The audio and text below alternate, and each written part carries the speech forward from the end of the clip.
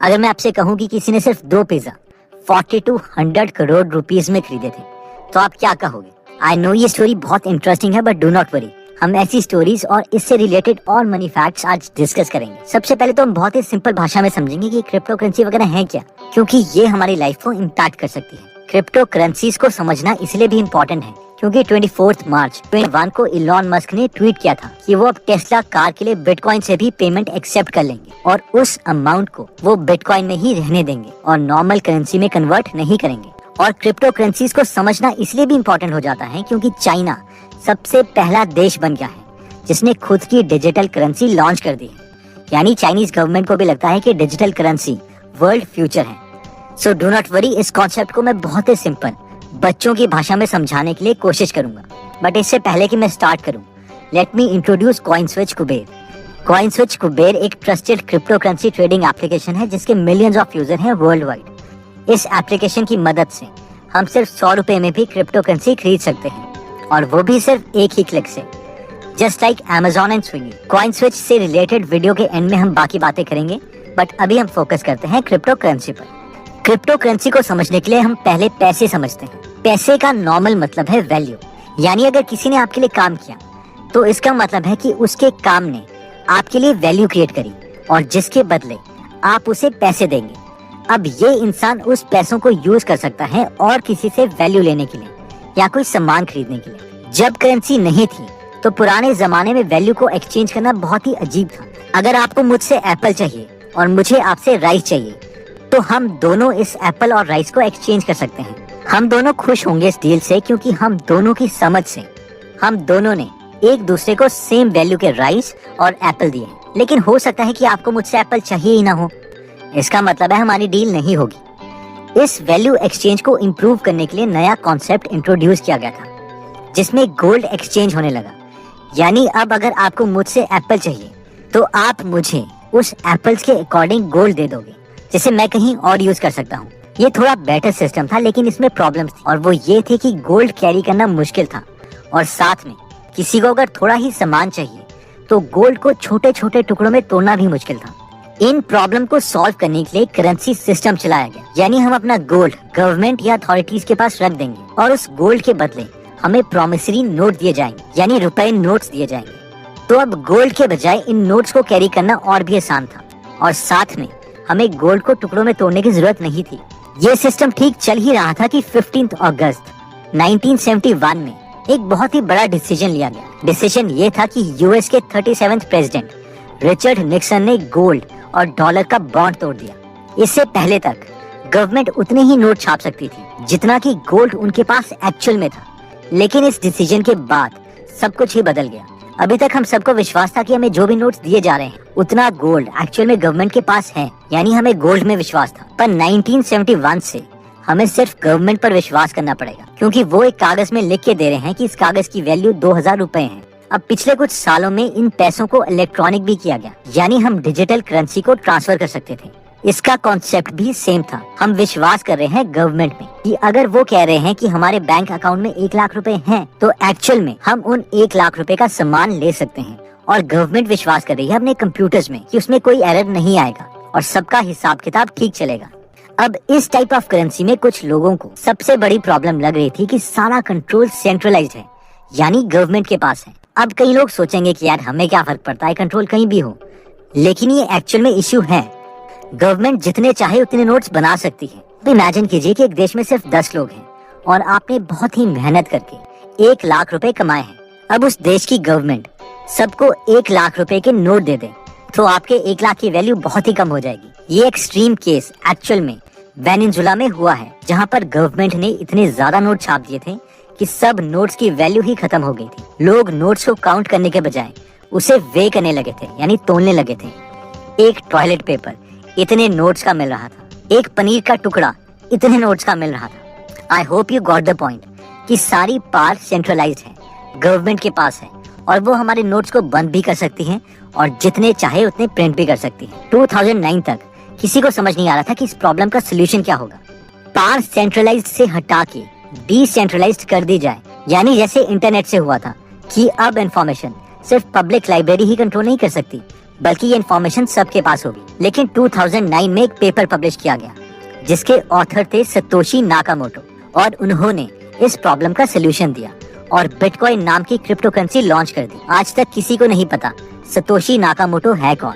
एक इंसान है, एक ग्रुप है, एक लड़का है, लड़की है, कुछ नहीं पता। 2009 से 2011 तक इस नाम से बहुत से पोस्ट इंटरनेट में छपे, लेकिन 2011 के बाद सतोशी नाकामोटो गायब हो गए, लेकिन बिटकॉइन अभी तक चल रहा है। एनीवेज, सवाल ये है कि सतोशी नाकामोटो ने क्या सोल्यूशन दिया करेंसी को मैनेज करने का। इन्होंने कहा कि सबसे पहले तो किसके पास कितने पैसे हैं, यानी कितने बिटकॉइंस हैं, ये इन्फॉर्मेशन एक गवर्नमेंट के सर्वर के पास नहीं बल्कि बहुत सारे सर्वर में होनी चाहिए, ताकि किसी एक आदमी या एक ऑर्गेनाइजेशन के पास इसका कंट्रोल ना हो।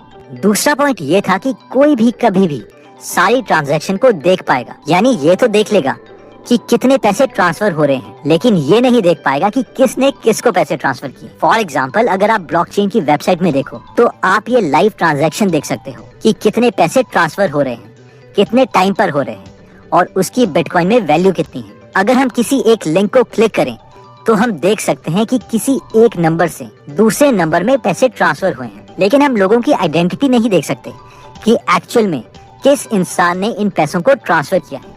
नेक्स्ट दो बड़े सवाल जो हमारे मन में आ सकते हैं वो ये हैं कि बैंक में तो हमें पता है कि वो एक क्लोज्ड सिस्टम है, इसलिए उसे हैक करना मुश्किल है, लेकिन इस ओपन सिस्टम को हैक करना तो आसान होगा। और दूसरा सवाल कि बैंक में तो सब ट्रांजैक्शन गवर्नमेंट अपडेट करती है, लेकिन इस सिस्टम में ट्रांजैक्शन को कौन अपडेट करेगा। ओके, सबसे पहले हम समझते हैं कि ये सिस्टम हैक ना हो, इसके लिए सतोशी नाकामोटो ने दो सोल्यूशन निकाले थे। एक तो ये है कि ये सारे रिकॉर्ड्स एक साथ बहुत से कंप्यूटर्स में मेंटेन है, इसलिए किसी हैकर को सिर्फ एक नहीं बल्कि सारे सर्वर्स को एक साथ अटैक करना पड़ेगा, जो कि काफी मुश्किल है। दूसरा एक बहुत ही अच्छा कॉन्सेप्ट जो सतोशी नाकामोटो ने दिया था वो था प्रूफ ऑफ वर्क, यानी मान लीजिए कि अभी आप मुझे एक बिटकॉइन ट्रांसफर करते हैं तो उसी वक्त मुझे एक बिटकॉइन नहीं मिलेगा। इसके लिए दो तीन स्टेप्स होंगे। सबसे पहले तो आपकी ट्रांजैक्शन अनकन्फर्म्ड में जाएगी, यानी अभी मुझे अमाउंट नहीं मिला है। सेकंड, कुछ लोगों को एक पजल सॉल्व करनी पड़ेगी और वो पजल सॉल्व करने के बाद ही हमारी ट्रांजैक्शन अप्रूव होगी और मुझे एक बिटकॉइन मिलेगा जो आपने मुझे ट्रांसफर किया था। अब आप बोलोगे कि ये पजल क्या बेकार की चीज है और कोई हमारे लिए पजल सॉल्व क्यों करेगा। एक्चुअली सतोशी नाकामोटो चाहते थे कि अगर कोई बहुत ही अच्छे लेवल का हैकर आ जाए जो कि एक साथ सारे सर्वर में ट्रांजैक्शंस को चेंज करने की हिम्मत रखता हो, तो उसके लिए भी ये काम करना डिफिकल्ट हो जाए। इसके लिए उन्होंने सोचा कि हर एक ट्रांजैक्शन को अपडेट करने के लिए कुछ टाइम वेस्ट करवाया जाए जब भी ट्रांजैक्शन अपडेट होगी। इसीलिए उन्होंने आइडिया दिया कि जो भी इंसान इन ट्रांजैक्शन को अपडेट करने के लिए पजल को सॉल्व करेगा उसे बदले में छोटी सी फीस दी जाएगी और वो पजल सॉल्व करने के बाद ही ट्रांजैक्शन अपडेट होगी। और इन लोगों को हम माइनर्स बोलते हैं। माइनर्स वो लोग हैं जो कंप्यूटर को ऑन करके इन पजल्स को सॉल्व करते हैं। एक्चुअली पजल्स माइनर्स को नहीं बल्कि कंप्यूटर को ही सॉल्व करनी है, और ये माइनिंग हम भी कर सकते हैं, जिसके लिए हमारे पास काफी सारी वेबसाइट्स या सॉफ्टवेयर अवेलेबल हैं, जैसे कि Slush Pool, NiceHash, Awesome Miner etcetera. तो एक बार जल्दी से शॉर्ट में हम ये सब दोबारा से समझ लेते हैं। सबसे पहले हमने देखा था कि वैल्यू एक्सचेंज एक सामान के बदले दूसरा सामान देने से होती थी, जैसे कि एप्पल के बदले राइस, और फिर सिस्टम चेंज हुआ और गोल्ड और प्रीशियस मेटल के बदले सामान मिलने लग गया। अगेन इम्प्रूवमेंट्स हुई और फिर लोग गोल्ड बैंक में डिपॉजिट करके करेंसी नोट्स लेके सामान लेने लगे। उसके बाद प्रेसिडेंट निक्सन ने गोल्ड और डॉलर का बॉन्ड तोड़ दिया और गवर्नमेंट को पावर मिल गई कि वो जितने चाहे उतने नोट छाप सकती है या बंद कर सकती है। उसके बाद सतोशी नाकामोटो आए और उन्होंने बिटकॉइन लॉन्च किया, जिसमें करेंसी सिर्फ एक बैंक में नहीं बल्कि इंटरनेट की तरह बहुत से सर्वर्स में मेंटेन की जाएगी, जिसे कोई भी देख सकेगा। लेकिन कौन ट्रांसफर कर रहा है ये हमें नहीं पता चलेगा। जो लोग इन ट्रांसफर में पजल को सॉल्व करने के लिए अपने कंप्यूटर्स यूज करेंगे वो माइनर्स हैं, और जिसके लिए उन्हें छोटी सी फीस मिलती है। फॉर एग्जाम्पल, अगर हम इस ट्रांजैक्शन की बात करें तो इस ट्रांजैक्शन को कंप्लीट करवाने के लिए सेंडर को 0.0001900 BTC यानी बिटकॉइन मिले हैं, जो कि माइनर्स की फीस है। हाँ, सबसे इंटरेस्टिंग फैक्ट, जब पहली बार बिटकॉइन लॉन्च हुआ था तो किसी को बिटकॉइन पर ट्रस्ट नहीं था, इसलिए एक बिटकॉइन की वैल्यू एक पेनी से भी कम थी। इसलिए हेनेसिस नाम के आदमी ने 2 पिज्जा खरीदने के लिए पिज्जा वाले को 10,000 बिटकॉइंस दिए थे, जिसकी आज वैल्यू 4200 करोड़ रुपए है। काश आप वो पिज्जा वाले होते। Anyways, on a serious note, इस करेंसी का ड्रॉबैक ये है कि ये बहुत ही वोलेटाइल है। हमें नहीं पता अगर आज हम इस करेंसी में 1 लाख रुपए इन्वेस्ट करते हैं तो वो 1 करोड़ बन जाएगा या फिर 0 बन जाएगा। लेकिन ये भी ट्रू है कि हम इसे इग्नोर नहीं कर सकते, क्योंकि क्या पता यही फ्यूचर हो। चाइनीज गवर्नमेंट और इलॉन मस्क जैसे लोग तो समझते हैं कि yes, this can be the future. तो अगर आप बिटकॉइन में इन्वेस्ट करना चाहते हैं तो उतना ही इन्वेस्ट कीजिए जो आपको पता है कि आप लूज कर सकते हो। बाकी बिटकॉइन से रिलेटेड और नॉलेज लेते रहें। अगेन, अभी एक बिटकॉइन की वैल्यू करीबन 42 लाख रुपए के करीब है, लेकिन कॉइनस्विच कुबेर की मदद से हम 100 रुपए का भी बिटकॉइन खरीद सकते हैं। अगर हम ये एप्लीकेशन किसी के साथ शेयर करते हैं तो हमें 50 रुपए का बिटकॉइन भी मिलेगा। कॉइनस्विच कुबेर एक ट्रस्टेड कंपनी है जिसमें 100 से भी ज्यादा क्रिप्टो करेंसीज अवेलेबल हैं जिसमें हम इन्वेस्ट कर सकते हैं। इनके मिलियंस ऑफ ऑनबोर्ड यूजर हैं और 11 महीने में ही 4 मिलियन यूजर कॉइनस्विच कुबेर को ज्वाइन कर चुके हैं। कॉइनस्विच कुबेर में पेपरलेस केवाईसी प्रोसेस है और हमें अपने आधार और पैन कार्ड की सिर्फ पिक्चर्स अपलोड करनी है। अगर हमें कोई भी डाउट है तो हम इनके कस्टमर केयर सपोर्ट को कांटेक्ट कर सकते हैं। इस वीडियो को अपने फ्रेंड या फैमिली मेंबर्स के साथ शेयर भी कर सकते हैं जो कुछ डिफरेंट ट्राई करने से डर रहे हैं और जिन्हें ये वीडियो मोटिवेट कर सकती है। तो अगर आप ऐसी नॉलेजेबल वीडियोस मिस नहीं करना चाहते तो सब्सक्राइब करने के बाद बेल का बटन जरूर दबा दीजिए। आप कमेंट करके ये भी बता सकते हैं कि आप नेक्स्ट वीडियो किस टॉपिक पर चाहते हैं।